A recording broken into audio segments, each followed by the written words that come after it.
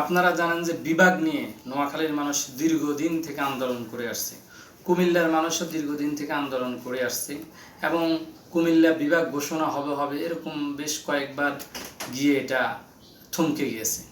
কিন্তু এবার নোয়াখালী বিভাগ দাবিতে এবং কুমিল্লার মানুষ কুমিল্লা বিভাগ দাবিতে যে সংগ্রাম করছে এবং দুটা জেলার মানুষের মধ্যে আমরা দেখতে পাচ্ছি যে একটা দ্বন্দ্ব সংঘাত শুরু হয়েছে। এখন এই দ্বন্দ্ব সংঘাতের নিরসন এর জন্য একটা মাত্র উপায়, কুমিল্লাকেও বিভাগ ঘোষণা করা এবং নোয়াখালীকেও বিভাগ ঘোষণা করা। এখন অনেকে বলতে পারেন যে কুমিল্লা এবং নোয়াখালীকে আলাদা আলাদা কিভাবে বিভাগ ঘোষণা করা হবে, এটা কি সম্ভব নাকি? এটা অবশ্যই সম্ভব। আমরা যদি দেখতে যাই যে বাংলাদেশে বাংলাদেশে অনেকগুলো জেলা রয়েছে, এই জেলাগুলোর আয়তন যদি আমরা দেখতে পাই তাহলে দেখব যে নারায়ণগঞ্জ জেলা আয়তনে 683.14 বর্গ কিলোমিটার, মানে একদম আয়তনে এখন বর্তমানে নারায়ণগঞ্জ জেলা একটা ছোট জেলা। আবার যদি আপনি দেখেন কুমিল্লার আয়তন হলো 3146.3 বর্গ কিলোমিটার।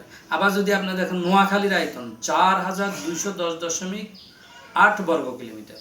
তো এখন আমরা যদি নারায়ণগঞ্জ জেলাকে দিয়ে কুমিল্লা এবং নোয়াখালী জেলাকে ভাগ দিই তাহলে নোয়াখালী জেলাকে যদি আমরা কুমিল্লা নারায়ণগঞ্জের আয়তন দিয়ে যদি আমরা নোয়াখালী জেলাকে ভাগ দিই তাহলে আমরা দেখবো যে নোয়াখালীকে আরও ছয়টারও বেশি জেলা বানানো যায়।